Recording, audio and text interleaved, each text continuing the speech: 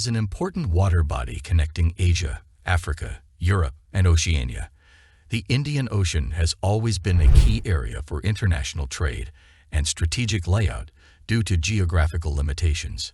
China has not been able to establish obvious strategic advantages in the Indian Ocean region in the past.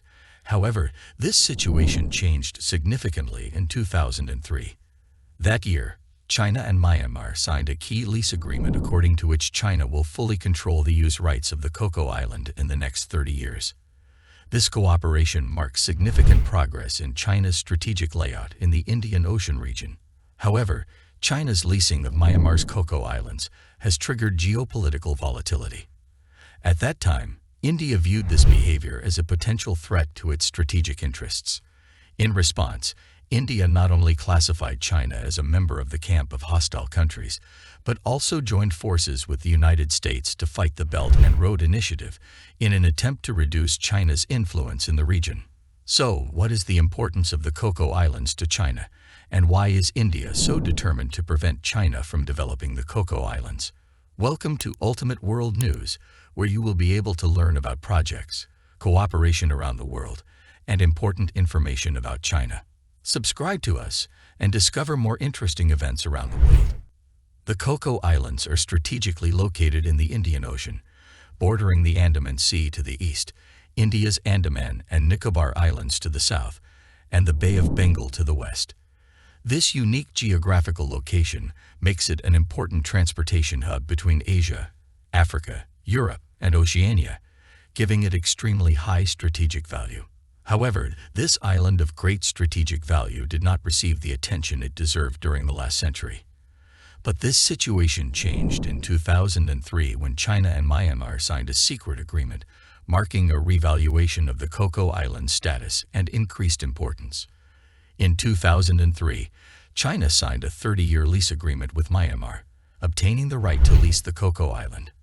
In this agreement, China promised to comprehensively develop the Coco Islands during the lease period, including infrastructure construction, port maintenance, and the establishment of communication networks. In addition, China agreed to pay annual rent to Myanmar, amounting to approximately $1 million. Taking into account Myanmar's economic situation at that time, such rents were relatively reasonable. In exchange for cooperation, China not only encouraged Myanmar people to do business on the island, but also provided a number of preferential policies, including tax exemptions and simplified approval procedures. But what makes us curious is why Myanmar chose to lease the Coco Islands to China instead of developing it on its own. As far as I know, as early as 2003, Myanmar's economic situation faced serious challenges.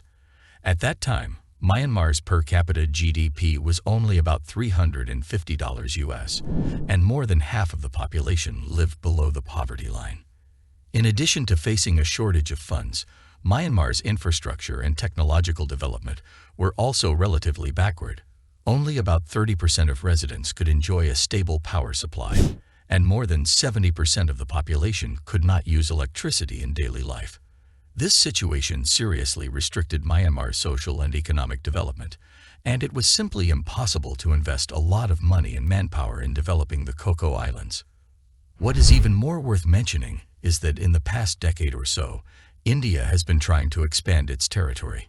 Given the geographical proximity of the Coco Islands to the Indian-controlled Andaman Islands and their strategic importance in the Indian Ocean, India may take steps to occupy the Coco Islands if Myanmar does not lease them to China. In contrast, the Indian Navy has significant military capabilities in the Indian Ocean region, including advanced ships, weapons, and well-trained troops. Myanmar's navy is weak, with obvious deficiencies in the number of ships, weapons, equipment, and personnel quality. Myanmar also lacks modern combat experience and training. At that time, once India decided to take military action against the Coco Islands, it might be difficult for the Myanmar Navy to resist. Taking these factors into consideration, Myanmar decided to lease the Coco Islands to China. But facts have also proved that Myanmar's original choice to cooperate with China was a wise decision.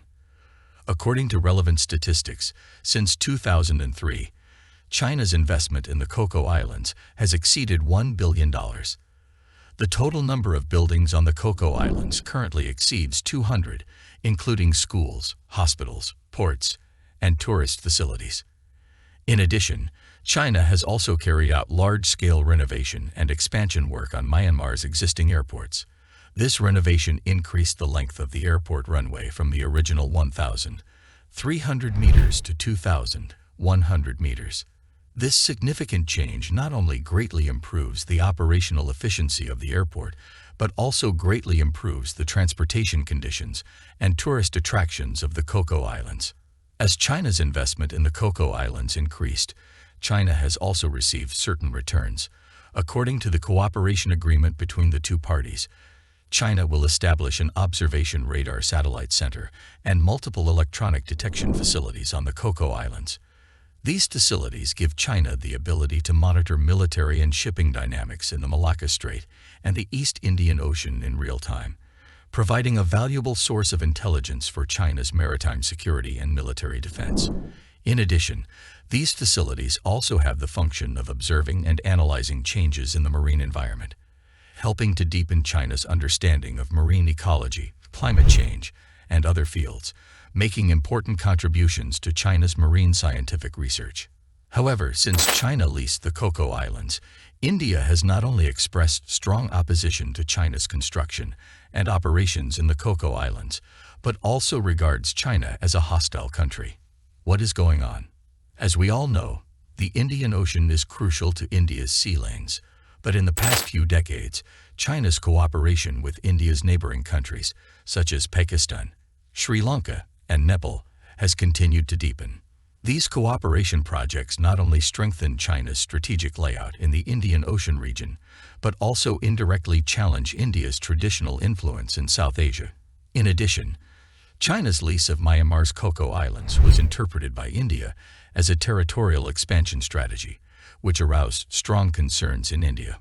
Subsequently, China installed a radar observation system in the Cocoa Islands, which was also regarded by India as a means to monitor its military operations.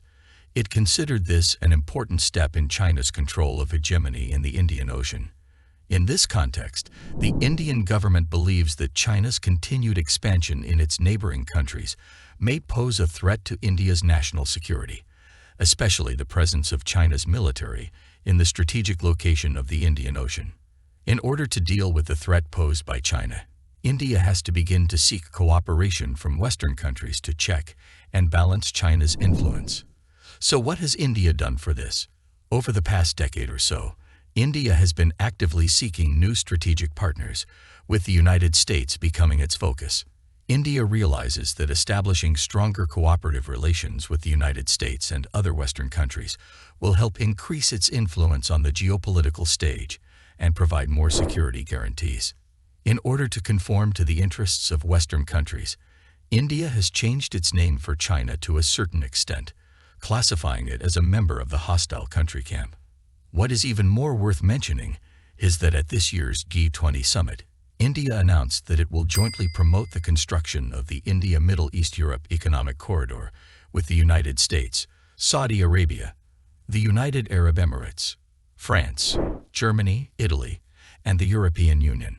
According to the plan, the project will build a rail and maritime network connecting the Eastern Corridor between South Asia and the Gulf region, and the Northern Corridor between the Middle East and Europe. If the plan is implemented successfully, India's GDP is expected to increase to $5 trillion US by 2030. However, this plan requires more than tens of billions of dollars in funding. It also involves multiple countries and regions with complex geopolitical and security issues.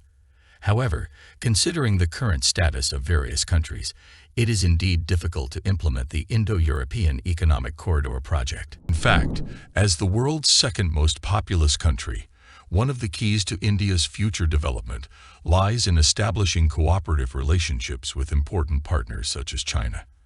After all, China is not only one of India's largest trading partners, but also one of India's largest sources of investment. However, if India chooses to cooperate with Western countries and fails to obtain the expected benefits, it may become more difficult to seek cooperation with China.